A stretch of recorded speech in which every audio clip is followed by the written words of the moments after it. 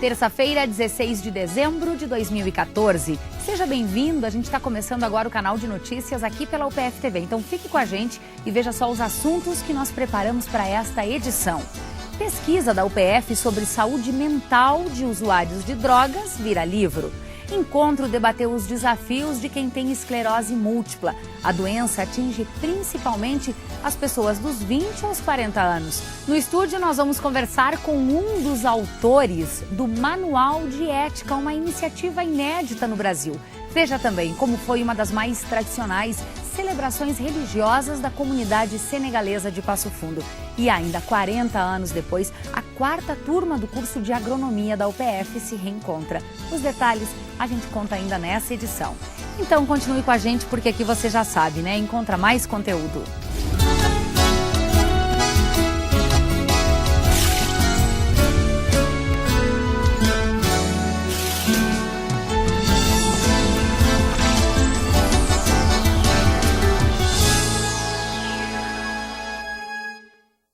Ontem, em sessão na Câmara de Vereadores de Passo Fundo, foi rejeitado por 11 votos a 9 o projeto do Executivo que alterava a modalidade do pagamento do Vale Alimentação aos servidores municipais. De acordo com o Procurador-Geral de Passo Fundo, Adolfo Freitas, o Executivo deve se reunir hoje com os secretários para definir quais os próximos passos para solucionar o impasse. O presidente do Simpasso, entidade que representa todos os servidores, o Marcelo Ebling, disse que, mesmo com essa vitória, a greve do funcionalismo continua.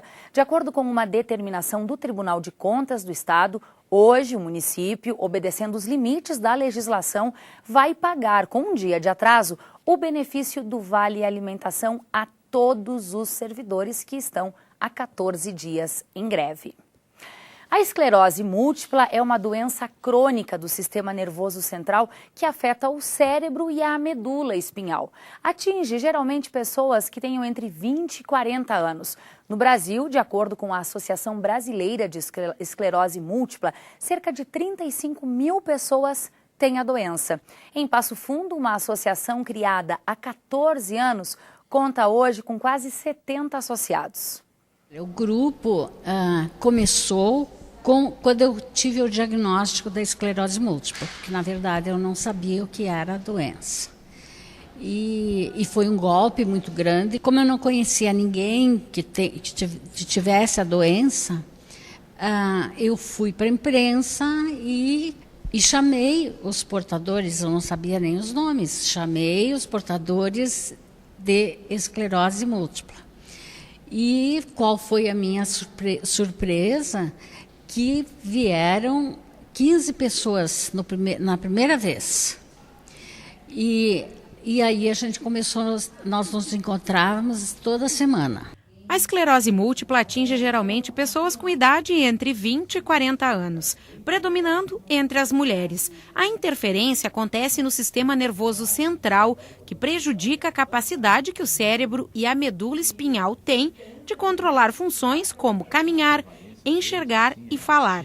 Por isso, as dificuldades para os portadores aumentam com o passar dos anos. A Associação Regional de Esclerose Múltipla realiza encontros e palestras há 14 anos com 68 associados de Passo Fundo e região. Uma das formas encontradas de amenizar o sofrimento causado pela doença. Como a doença é de jovem, da pré-adolescente, adolescente, adulto jovem, ver uma pessoa, porque não está na cara, que ninguém diz, por exemplo, que eu tenho uma doença grave, né? A pessoa tem necessidade, muitas vezes tem uma fadiga danada e tem que ficar deitada. Esses ainda sofrem muito, porque eles são incompreendidos até receberem o diagnóstico da esclerose múltipla. A doença não tem cura. Recentemente, novos medicamentos foram aprovados e colocados no mercado. Tivemos esse ano o Fampira, que tivemos alguns bons resultados, igual ao mundial, 40% funciona, 60% não funciona, né? e a gente interrompe o tratamento, que em 15 dias já dá para ver se vai funcionar ou não. Então, eu não me recordo de um ano tão profícuo em termos de novas medicações para esclerose múltipla do que esse. São remédios caríssimos, é o governo que dá, o Ministério da Saúde, que repassa a medicação para a verba para a Secretaria de Saúde dos estados e os estados repassam para os municípios. Uma pesquisa que envolve desde a saúde mental de usuários de drogas até o tratamento de clínicas da região. Esse é o assunto de um livro que foi lançado aqui na UPF. Crack e outras drogas, múltiplas facetas do cuidado em saúde mental. Esse é o livro escrito pela vice-reitora de Extensão e Assuntos Comunitários, professora Bernadette Maria Dalmolin, em parceria com colegas de outras áreas do conhecimento. O livro propõe discutir práticas e cuidados com a saúde mental de usuários de drogas. A dependência de drogas, a dependência de crack, de outras drogas também, diz respeito a muitas situações afetivas, econômicas, sociais, diz respeito à vida do sujeito. É um problema crônico e precisa ser cuidado ao longo da vida. É um livro que resgata a construção de reflexão, não só de profissionais que participaram do processo de pesquisa, mas também de profissionais que estão inseridos em serviços de atenção em saúde mental. Então a gente tem essa expectativa de que os profissionais possam aproveitar essas contribuições para poder dialogar nas suas equipes. Foram 3 anos de pesquisas, analisando fatores como os níveis de educação e socioeconômico dos dependentes de crack. Também, o livro trata das dificuldades no tratamento em hospitais e clínicas. Para a professora, a dificuldade no tratamento está ligada à falta de profissionais qualificados para tratar esses casos. Temos sim muitos hospitais, muitas unidades básicas, muitos CAPs que já fazem esse atendimento. Mas o que nós percebemos na pesquisa é que ainda falta uma articulação, um fortalecimento nessa rede, ainda faltam profissionais preparados para dar conta dessa complexidade, que não olhem só esse sujeito pelo aspecto biológico, mas que olhem pelas outras dimensões.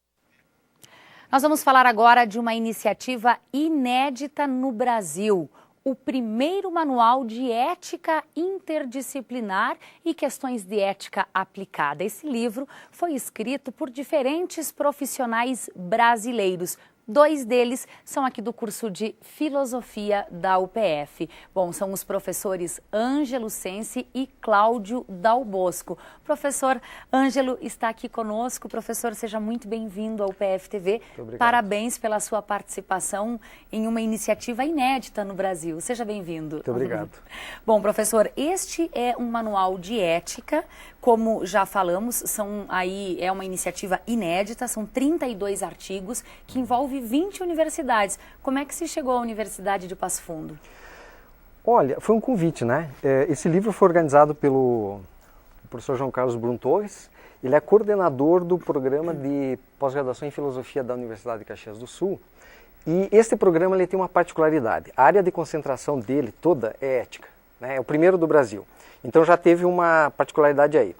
E o professor Brum Torres e o professor Jaime Paviani, lá de Caxias do Sul, em função disso, de ser um curso novo, focado no tema da ética, interdisciplinar, eles tiveram a ideia, a iniciativa, né, de conceber um manual, já que no Brasil não tinha um manual brasileiro. A gente tem manuais estrangeiros, tem em língua inglesa, tem em língua francesa, bons manuais de ética, mas nós não tínhamos um feito no Brasil, por especialistas do Brasil, por autores brasileiros, especialistas brasileiros, né? Então a ideia surgiu a partir daí e nós fomos convidados, Cláudio Dal Bosco e eu, a participarmos e elaborarmos um dos 32 artigos, né, que é o artigo Ética e Educação. Então foi a partir daí que nós nos engajamos nesse grande projeto, né? E olha só que bacana, são 20 universidades brasileiras que participam, ao todo 32 artigos, 37 profissionais envolvidos. Professor, qual é o impacto disso e a importância de um manual como esse? Olha, é importante assim, porque esse é um manual que tem uma estrutura muito interessante. Ele parte assim de conceitos fundamentais de ética, depois de temas fundamentais de ética, daí vai para temas interdisciplinares e temas de ética aplicada. Então, assim, ele vai desde da questão da ética na política, questões relacionadas ao aborto, questões relacionadas ao direito de punir.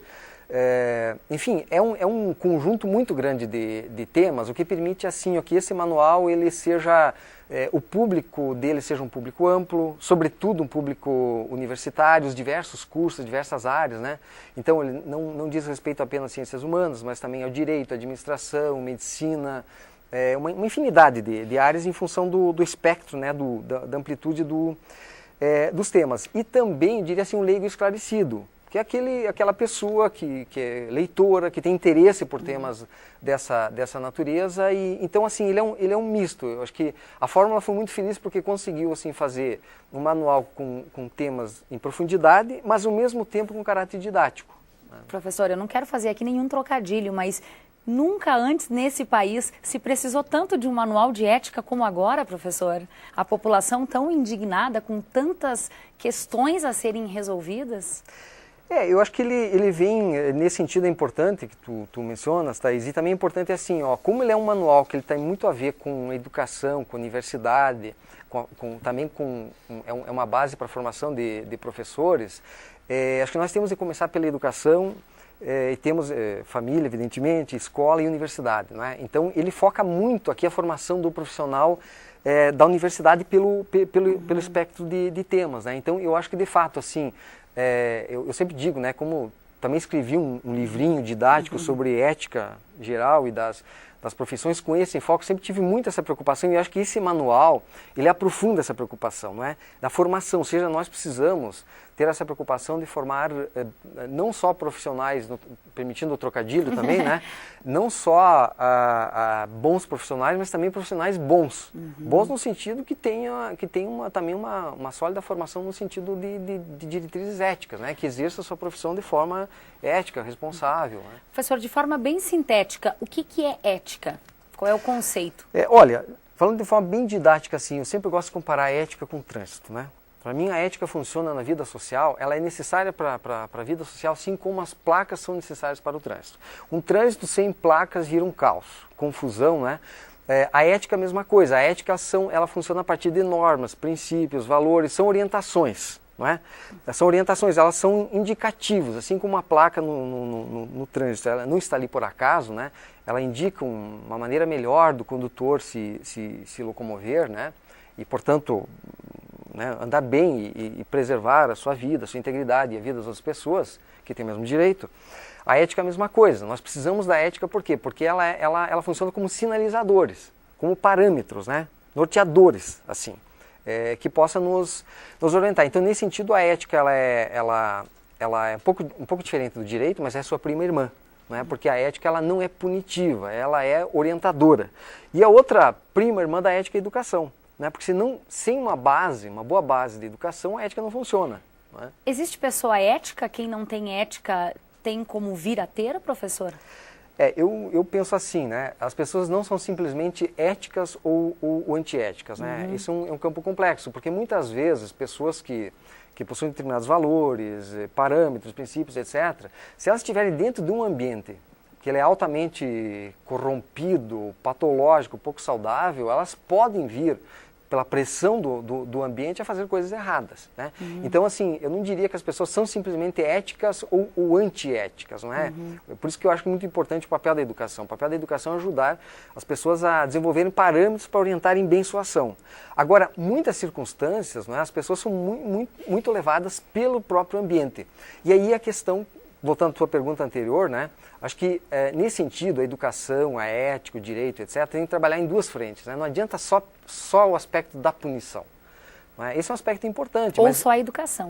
Ou só a educação, tem que ter os dois. Agora, o que vem primeiro é a prevenção. Né? E aí isso passa por, eu sempre digo o seguinte, né? Baseado em alguns estudiosos, né? Por boas regras, boas pessoas de referência e bons ambientes. Sem essas três coisas minimamente entrosadas, é difícil a gente pensar em ambientes éticos e também pessoas éticas. Não é? Professor, muito rapidinho, só para a gente encerrar. O Brasil a população do Brasil vem acompanhando diversas denúncias, mas isso parece não ser novidade. A falta de ética é algo que acompanha também a evolução da humanidade? Não, eu acho que o nosso caso particular há toda uma base cultural nisso aí, né? Que nós temos que levar em conta. Quer dizer, hoje é um escândalo após o outro, mas isso aí a gente vê há 50 anos. Não é novidade de hoje. Infelizmente. Né? Infelizmente. Então acho que a gente tem que ver aquilo que está mais na base da nossa sociedade. Acho que isso, nós temos que olhar acho que menos para a superfície, para caso esse ou aquele outro, porque isso, no meu ponto de vista, são expressões de fenômenos bem mais profundos. Nós temos que olhar para esses fenômenos, né? Muito mais que essa coisa pontual, e aí a gente acaba caindo naquela coisa da indignação seletiva. Me indigno hoje com isso, amanhã com aquele outro, depois amanhã com aquele outro, cada dia tem uma indignação. Resolver o problema que é bom nada. Temos que olhar, que eu acho que para as origens disso aí e atacar as origens. Né? Perfeito. Professor, muito bom falar sobre ética aqui. Muito obrigada e parabéns por fazer parte dessa iniciativa inédita no Brasil. Obrigada. Muito obrigado, eu que agradeço.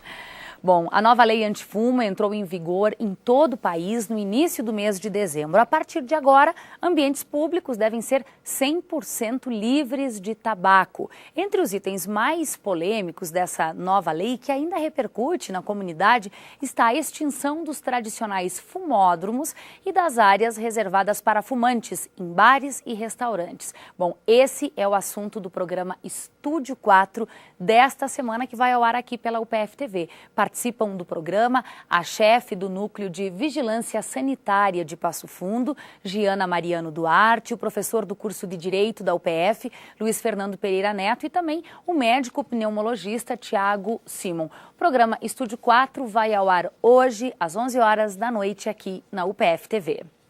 Depois do intervalo, alunos da 4ª turma de agronomia, formados em 74, se reencontraram aqui na UPF. E ainda a comunidade de senegaleses de Passo Fundo realiza uma de suas mais tradicionais celebrações religiosas. A gente mostra já já.